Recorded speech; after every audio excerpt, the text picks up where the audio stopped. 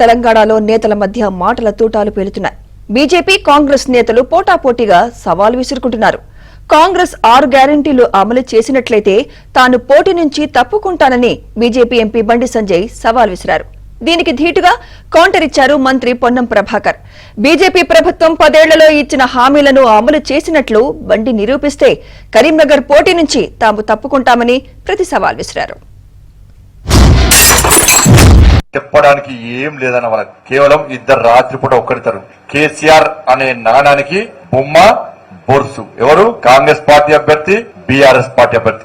వాళ్ళు ఇద్దరు కలిసి కరెక్ట్ ఏం మాట్లాడడం రాత్రి అనుకుంటారు, పొద్దున్నేసి బండి సంజయ్ తిట్టు స్టార్ట్ చేస్తారు. వాళ్లకు అదే పని. ఇలా కాంగ్రెస్ పార్టీ ఇప్పుడు ఏం చేస్తారు? ఇప్పుడు సవాళ్లు విసురుకుంటారు. ఏంటంటే అందరు మనకు ఓడేయడానికి సిద్ధంగా ఉంటారు, అందరు మనం ఓడేయడానికి సిద్ధంగా ఉంటారు. ఈయన సవాల్ అంటే బీఆర్ఎస్ పార్టీ సవాల్ అంటే కాంగ్రెస్ అంటుంది, కాంగ్రెస్ పార్టీ సవాల్ అంటే బీఆర్ఎస్ పార్టీ అంటారు. ఇలా నేను చెప్పిన రాంగ్. ఇప్పుడు నేను సవాల్ ఇస్తున్నా.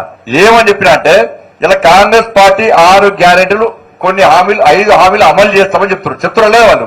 నేనన్నా 2500 రూపాయలు మహిళల అకౌంట్ లో వేస్తాన్నారు. ఇలా మహిళల అకౌంట్ లో ఎంతమంది మహిళల అకౌంట్ లో వేసారో స్పష్టం చేయండి. నేను పోటీ నుంచి తప్పుకుంటా. మిత్రుడు బండి సంజయ్ గారు పార్లమెంటు సభ్యుడు, కాబోయే మాజీ పార్లమెంట్ సభ్యుడి స్టేట్మెంట్ వచ్చింది. 6 గ్యారెంటీలు అమలు చేసిందా?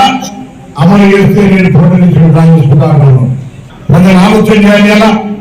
ఈ అవినీతి ఆరోపణలు అక్రమంగా సంపాదించాలని అధ్యక్ష పదవి తీసేసారో అటువంటి వారు మనం ఎంపీగా కొనసాగడానికి వీలేదు.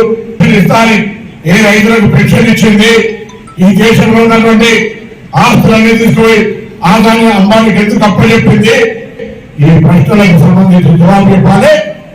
నీవు సరిగా నీ ప్రభుత్వం ఇవన్నీ అమలు చేసుకుంటే నేను హామీ ఇస్తాను. ఇలా మాట్లాడినట్టు కూడా పోటీ నుంచి విరూపిస్తాం.